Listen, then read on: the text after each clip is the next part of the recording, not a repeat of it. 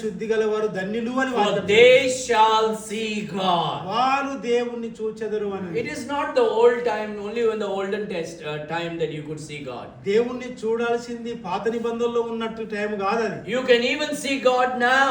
ఇప్పుడు కూడా దేవుణ్ణి చూడొచ్చు నువ్వు. But God doesn't come like a vision or some image in front of you. కానీ దేవుడు ఒక ప్రతిమ లాగానో లేకపోతే దర్శనం లాగానో కనబడేవాడు కాదు. God comes to us in a more powerful way right now. దేవుడు ఈ రోజుల్లో ఒక శక్తివంతమైన విధానంలో మనకు కనబడతాడు. You know, we can manipulate it, like yesterday we saw. We can manipulate many things. మనము చాలా విషయాల్ని మోసం చేయొచ్చు. But you cannot manipulate an original document. But original గా ఉన్నటువంటి స్వచ్ఛమైన దాన్ని మనము మోసం చేయలేము. Can you go in the court and say, well, I took over that property and the house because God told me? కోర్టులోకి వెళ్ళి ఫలానా జాగను లేకపోతే ఫలానా బిల్డింగ్ ని నేను ఆక్రమించుకున్నానని చెప్పగలుగుతామా కోర్టులో? God told me.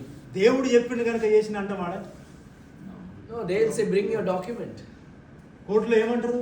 అది జాగ నీదైతే డాక్యుమెంట్స్ తీసుకొని రండి. Show me the true document. నిజమైనటువంటి డాక్యుమెంట్స్ ఏంటో చూపించమని. Because document is the evidence of what belongs to you.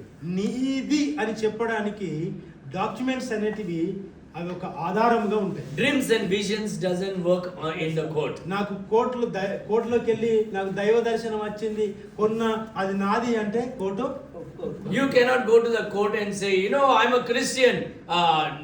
No law wants me. I can go in one way also. I can go this way. ఒకవేళ court దగ్గరికి వెళ్ళి నేను క్రైస్తవుణ్ణి నాకు దేవుడు ఉన్నాడు కాబట్టి నేను ఎలా పడితే అలా వెళ్తాను అంటే వాళ్ళు This is a one-way road. ఇది ఒకే మార్గము. But I am coming from that side.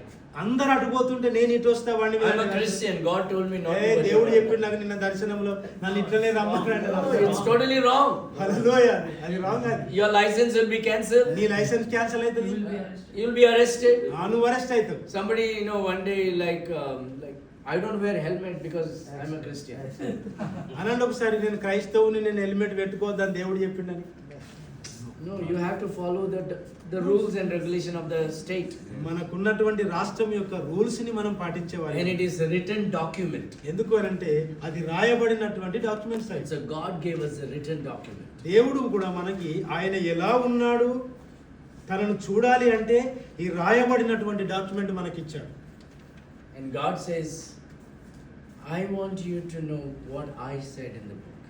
కాబట్టి దేవుడు ఏమంటున్నా అంటే నేను ఏం చెప్పినో అది దీంట్లో ఉంది కనుక దాన్ని చూడు అని అంటున్నాడు. Many years ago one man came